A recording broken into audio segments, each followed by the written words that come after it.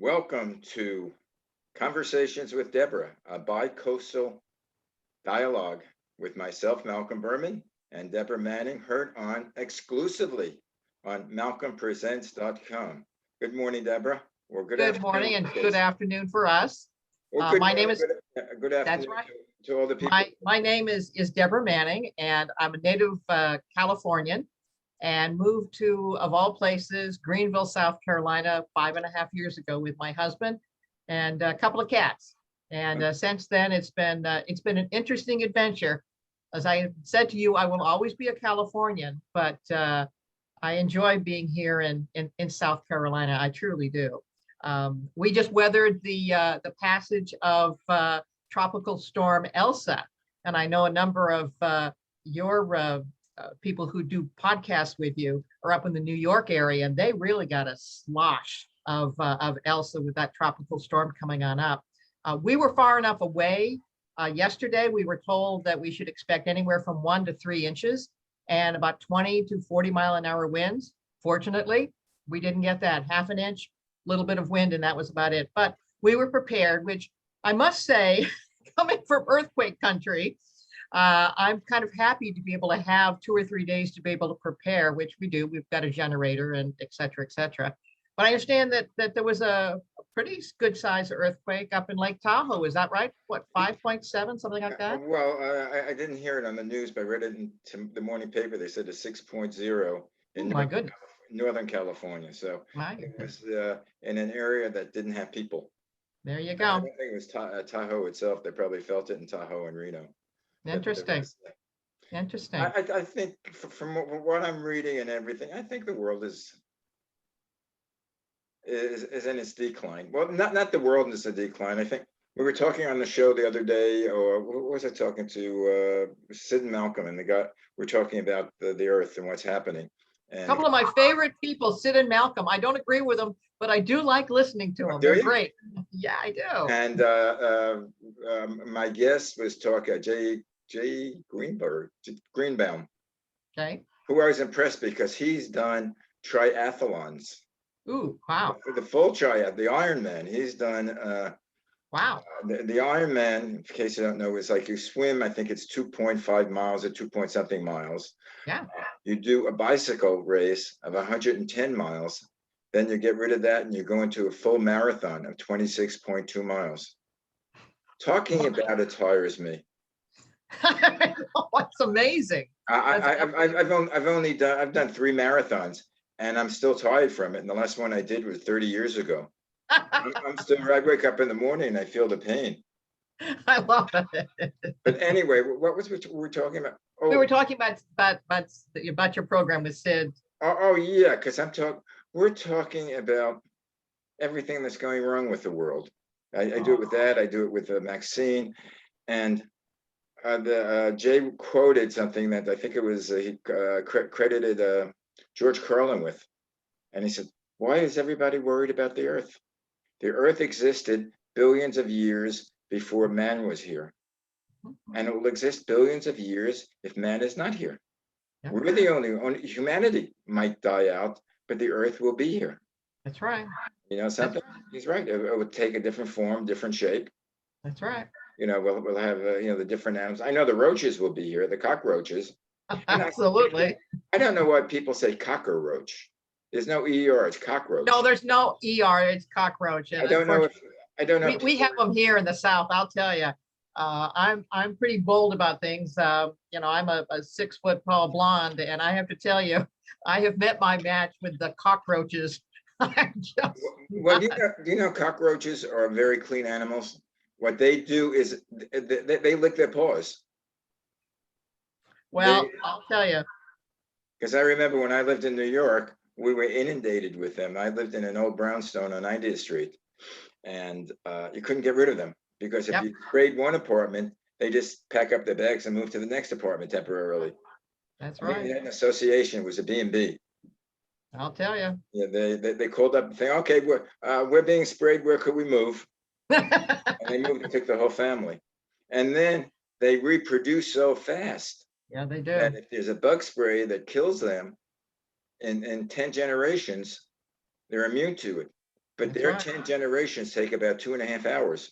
I'll tell you. I'll tell you. Because I remember when I first really not inspected them, but was involved with them. You kill a pregnant Does roach. your wife Anna know about this? No, you kill a pregnant roach and it still gives birth. 2 hours later, you see the little babies come out. I love it.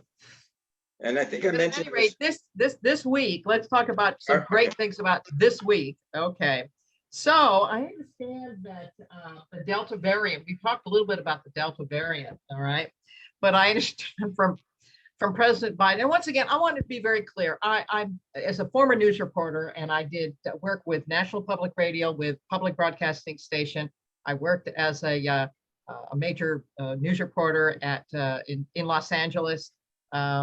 Really enjoyed it until I decided to go on and become a banker and went into business and got my MBA and all of that sort of good stuff. When did you go bad? I decided to get out of the business only because I was starting to see major news organizations want to steer the news.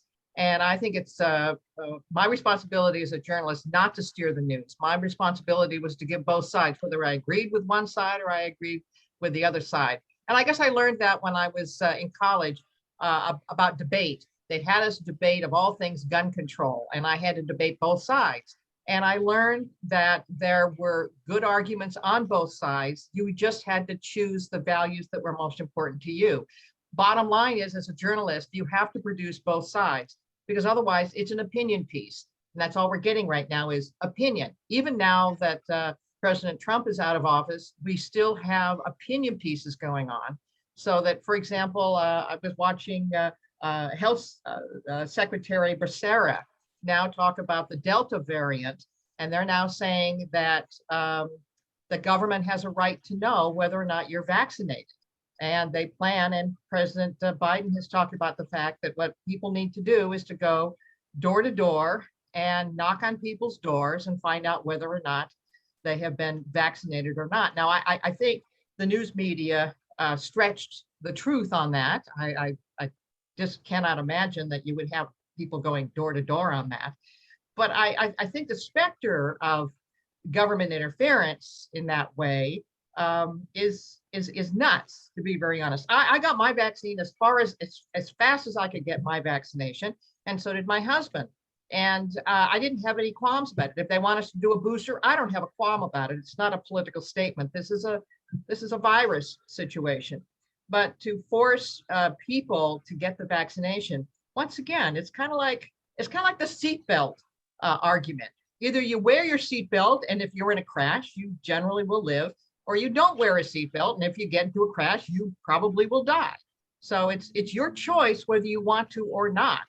And I think the government is just starting to overstep its bounds. And I know that Health Secretary Becerra has walked it back, saying, well, I really didn't mean that. Oh, baloney, he meant it all right. No, absurd. Well, I don't think they can knock door to door, but. Well, they do it in the census, you know that. Yeah. So. But my question is, if you had a child that went to school, school age, would you want the school to require that the children that he goes with have their vaccines, have, aside from the COVID vaccine, to have polio vaccine, to have measles vaccine? Or you expose, again, it's a moral question. I think that they should. Or if you're traveling by plane, do you think that you have the right to know whether that person sitting next to you has been vaccinated? Well, the bottom line is on this, Malcolm, is since I've decided to become vaccinated, I am less likely to be able to get the COVID various, variants and what have you.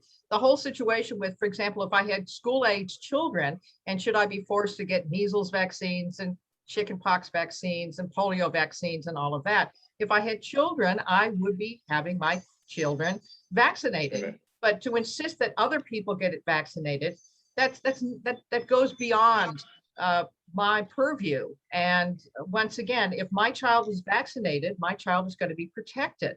I don't understand where this becomes a political argument per se. I really don't. But once again, we have certain rights, to be able to say yes or no to take a vaccination. Once again, in our family, it's a yes, we take the vaccination. Now, this whole situation with Dr. Fauci now saying we're going to have to wear masks.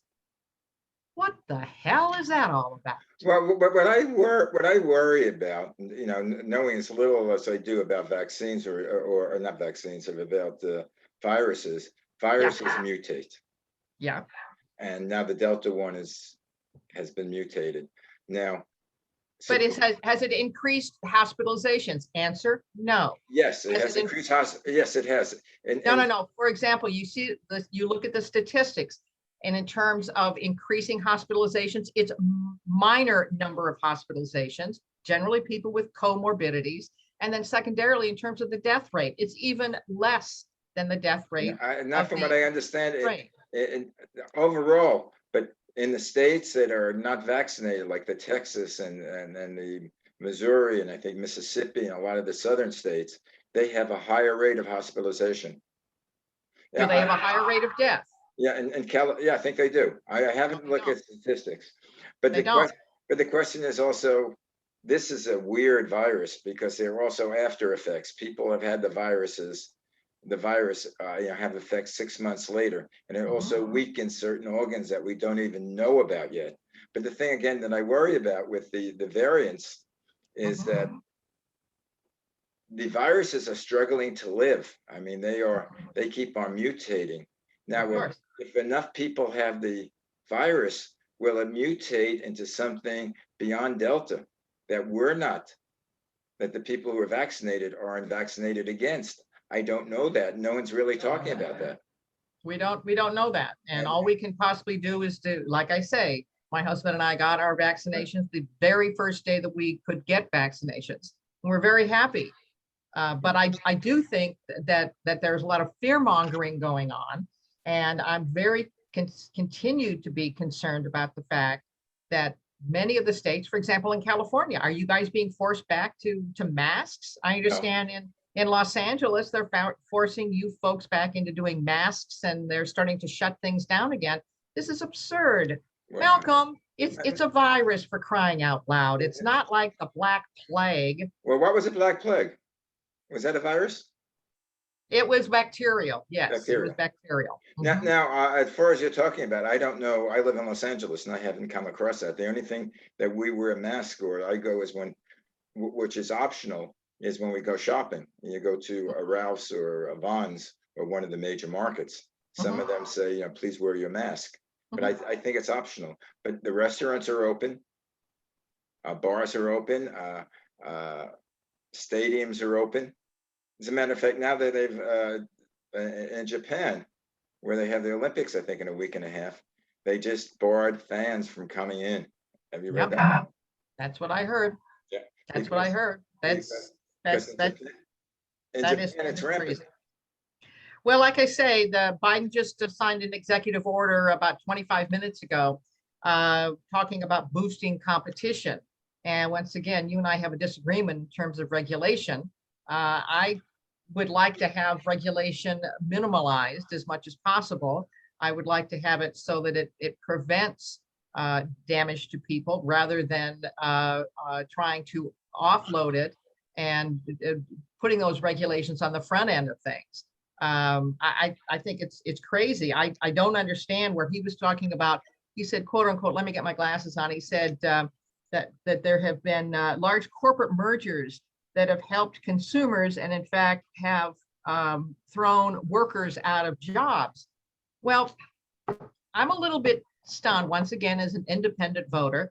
I don't understand what the hell he's talking about. We now have a worker shortage. We have 9.1 million jobs that are open, and they're not just dishwasher jobs. They are good, solid jobs. And yet, once again, we keep saying it's okay to stay unemployed because we'll go ahead and continue to pay your benefits. 22 states have now said no more federal extra benefits, and they're starting to get their people back to work. But once again, I just don't want to see re-regulation.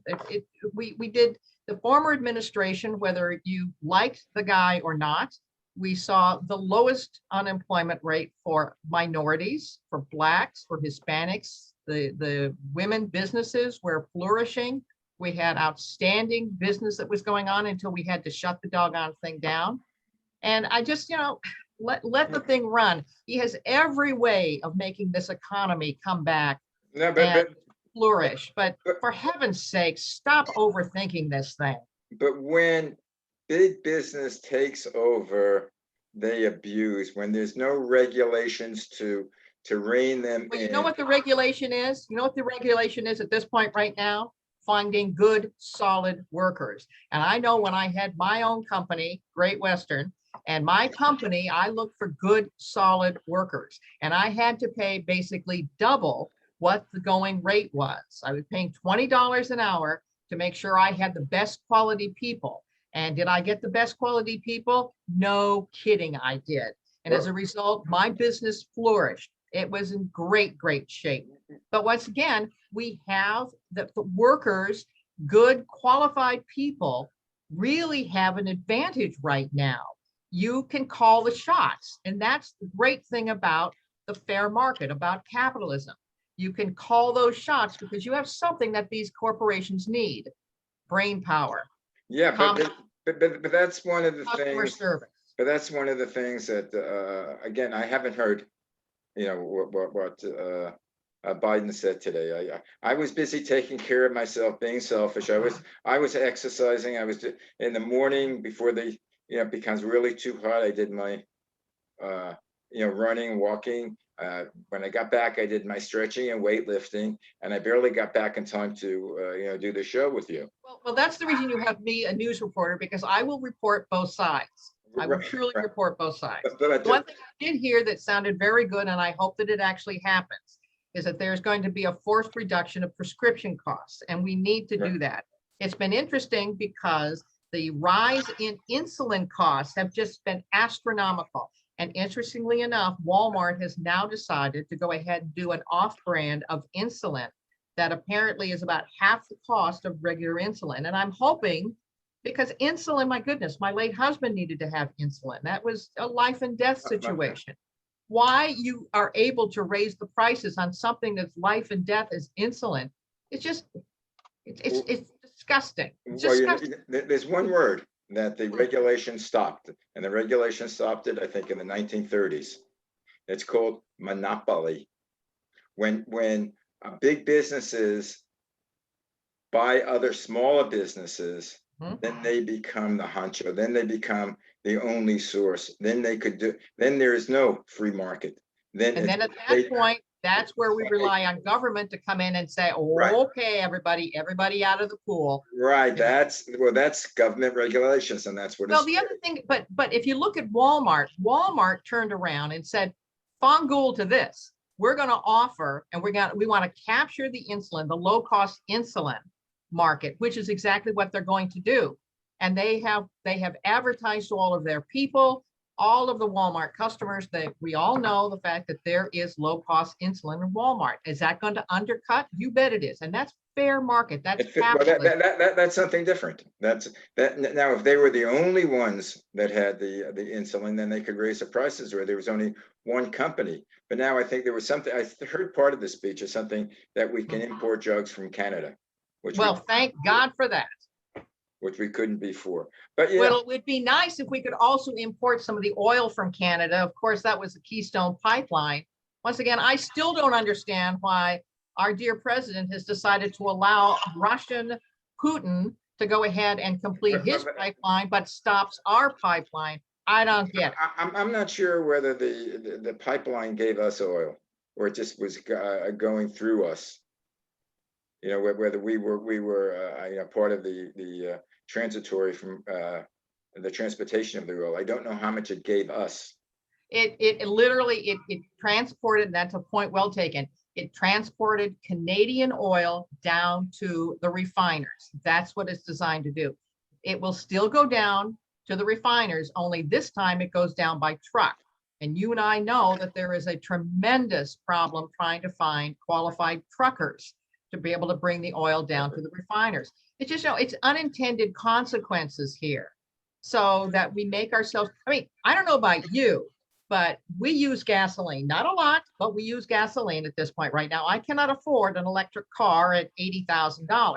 So we have to use our cute little Honda Element, which we do. And we have basically we have budgeted one tank of gas. That tank of gas at this point right now, we're basically at about $2.65. I understand you in California, have you crested $4? We've it was almost $5 a few weeks ago. But the question is that at what price are we using gas? At what price are we that we're not converting to alternative sources, even though it might be more expensive now? You're talking about the electric cars being expensive. When they're mass produced, it will not be that cost. Now, what makes you think that the cost of electric cars is going to go down when they're mass produced? It's going to go down, I guarantee you. How do you know? I mean, once again, I just, I don't understand why everybody assumes they're going to go down in cost. They're not going to go down in because cost. We're going to get them from Japan and Korea. Probably. Actually, I was thinking, I remember when I grew up, if a product was made in Japan or Korea, they were inferior. Remember that? I do remember that. And now it's on the opposite foot. I know. Any product made in the United States. Oh, that's not true. But you know what the problem is? What's that? I hate to say, the problem is people. Whoever, if big business or business has no government, they take advantage of, they become the boss. There needs to be a certain level of government. I have to heartily agree. Right. And when the government takes over, it becomes inefficient. Thank you. They take, oh no, I fully agree. I haven't figured out a way that we could give it to the government with becoming efficient. Because what happens with government, which goes back to politics. Yeah. What happens with the government is, I was talking about this on the other show. We're talking about pesticides, the Monsanto case. We had the woman who, Carrie Gillian, who did the book, The Monsanto Papers, which is now one of the big sellers, and talking about that whole pesticide issue. But what happens is that the politicians are the one that pass the laws. Mm-hmm. Now, if you get the Congress people, Congress is every 2 years they're elected. Mm-hmm. A congressman gets elected. What's the first thing he does when he gets elected? He's got to pay back his donators. Yeah, he pays with the favors, but he also goes seeking funding. Of course. And who gives him the funding? Of course. The major corporations that he legislates on. Yeah. So it's a vicious cycle that has to be broken.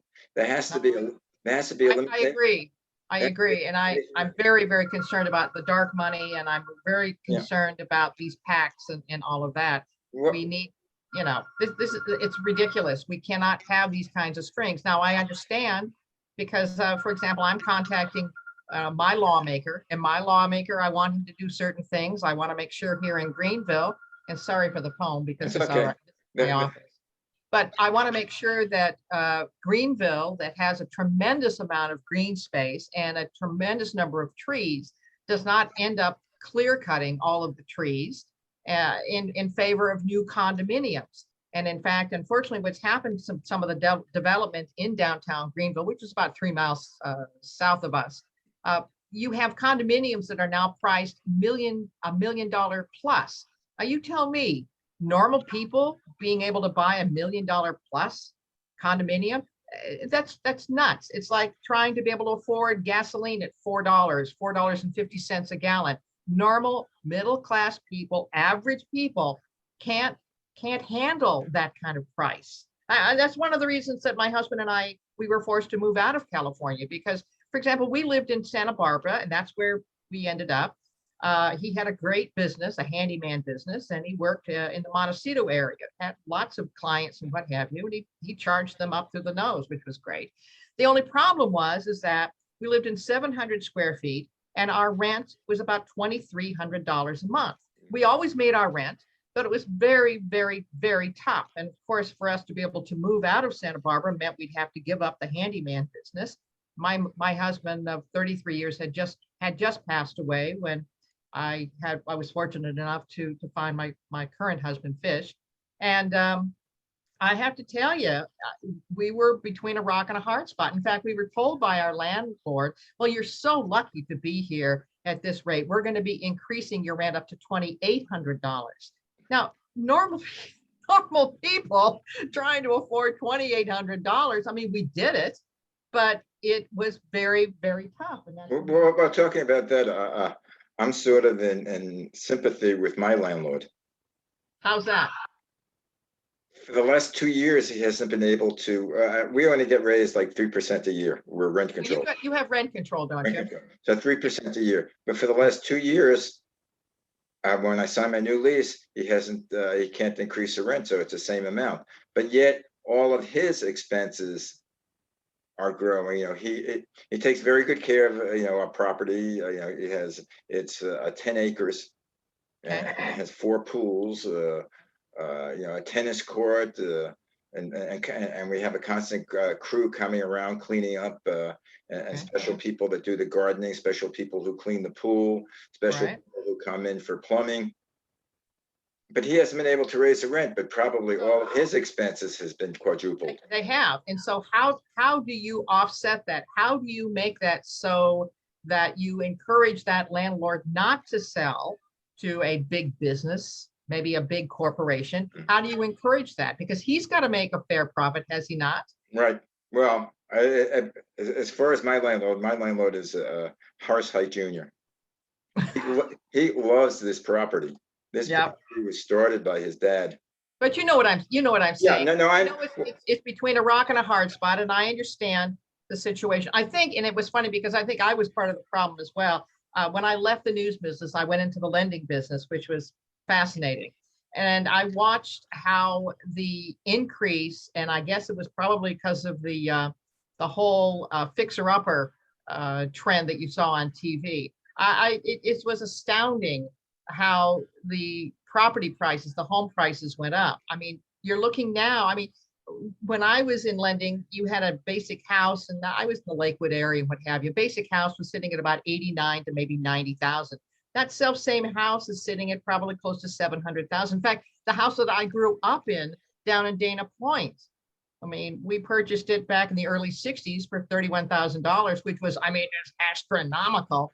But that puppy dog is sitting at about $800,000 to $900,000. And the problem with that now is not only do you have the overall cost of the home, but then you have the property tax situation. Not if you're Prop 13. Well, actually, if the house turns over, it's if you sell it. Yeah.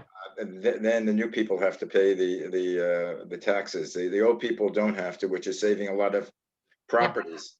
But well, I'll tell you, I bought my house originally. I sold it 11 years ago.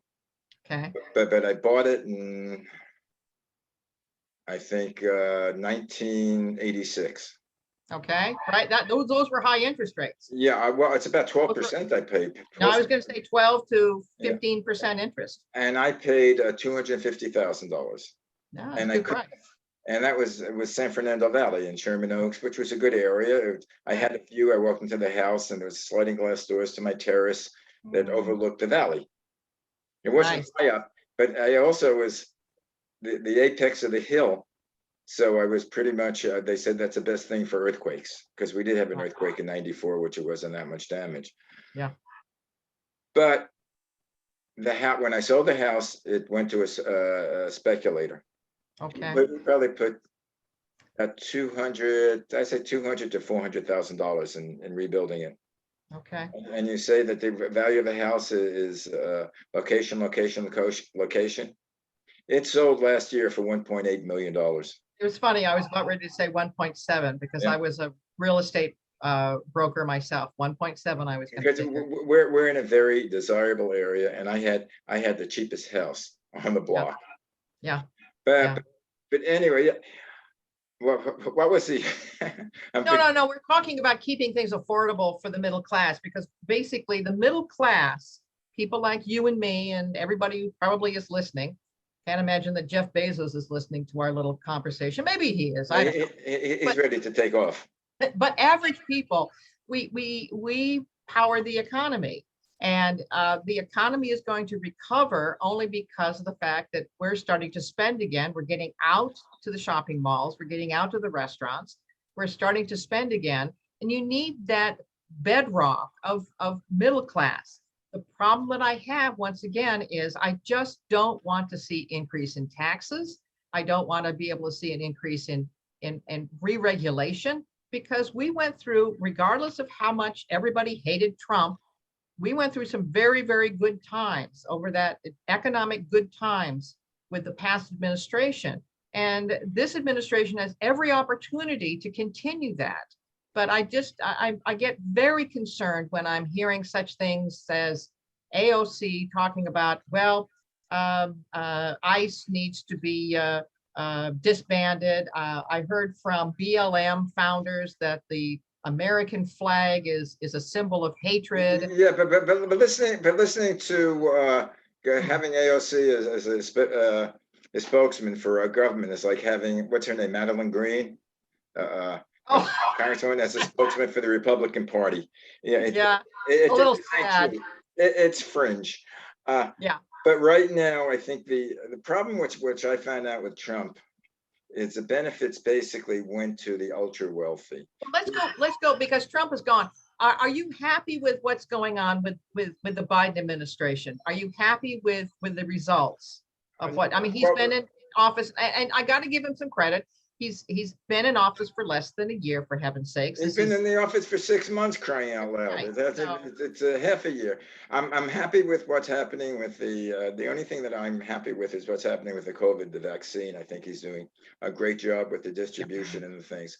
I don't necessarily agree. I like the fact that he's also reassigned us to NATO. I think NATO is very important. I don't think we could stand alone, even though we are the most powerful, but I think we have to have alliances in Europe.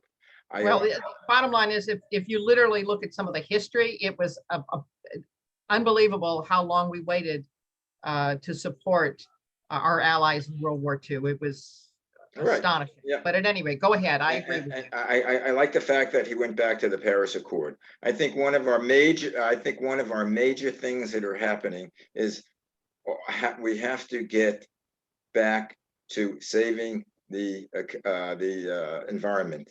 I don't think people really know how dire that we're in a dire need, because we are. But I wish that China and India would participate. Right, but for them to get a pass for 10, 15 years, but the amount of pollution from those two countries alone. I mean, we're in the same bubble. Right, but we number one, we can't control them, but we can negotiate with them. And I think this is what hopefully the Biden administration. My dear, the Paris Accords gives them the 10 to 15 extra years. The Paris Accord should have said, nah, sorry. Yeah, well, again, that's something could be negotiated. But the fact is, we have to also serve as example. We can't say you got to do. We can't. Literally, what we've been able to do, we have done some tremendous. I mean, for example, the use of natural gas, we've done beautifully. We are experimenting with the wind and the solar power. I mean, we're not cutting edge. But that's still we're pulling teeth with the people who are in the Republican Party and the right wing who want no. As normal. The Republicans are not the pigs, as an MSNBC anchor called Republicans. We're not the pigs. You know, it's craziness. You got to stop that.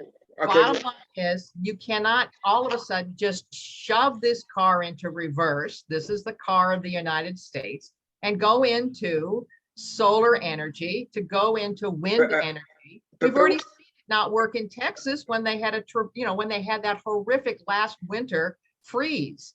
You've got to ease yourself in, and you have tax credits to do it, to encourage businesses to do it. They'll go for it if they can make a profit. Now, the reason Texas went out, most of the state, is they wanted to be totally independent. They didn't want any federal help. So when their system went out, and their system was maybe 10% windmills, it wasn't major. Their system screwed up, and they didn't participate with the federal help because they didn't want to spend the extra funds. And if that's the case, because I don't know that for a fact, then that was foolish. Right, and that was foolish. But the thing is, I'm just looking at the facts. The fact is that the world is changing. The fact is, I don't know what's going to happen to California.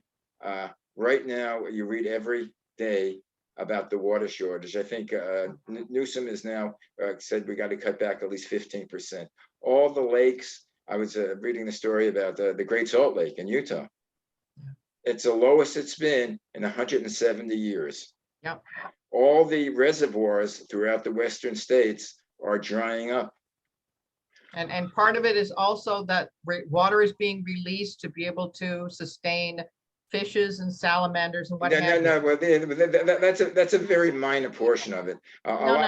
A lot of it is what we over here with the pistachio farmers. Let's buy pistachios from a foreign country because they're very they use a lot of irrigation for pistachio. But the thing is also with the weather, what's happening with the weather here, they have I think the other day in Palm Springs it was 125 degrees.